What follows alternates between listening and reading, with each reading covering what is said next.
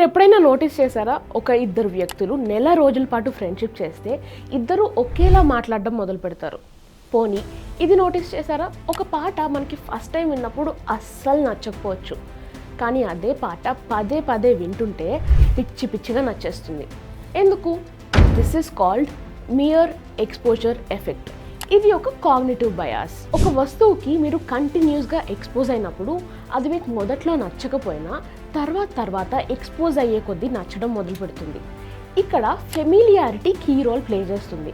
మనకి ఏదైనా విషయం గురించి బాగా తెలుసు అన్నప్పుడు అది మనకి నచ్చే అవకాశాలు పెరుగుతూ ఉంటాయి. అందుకే మనం ఇంటి దగ్గరలో ఉన్న వాళ్ళతో మనం ఫ్రెండ్స్ అయ్యే అవకాశాలు ఎక్కువగా ఉంటాయి. సో నెక్స్ట్ టైం మీకు ఏదన్నా వస్తువు కానీ ఒక మనిషి కానీ స్టార్టింగ్లో నచ్చకుండా మెల్లమెల్లగా వాళ్ళతో పరిచయం పెరిగే కొద్దీ నచ్చడం మొదలు పెడితే అది హిపోక్రసీ వల్ల కాదు, మియర్ ఎక్స్పోజర్ ఎఫెక్ట్ వల్ల అని గుర్తుపెట్టుకోండి.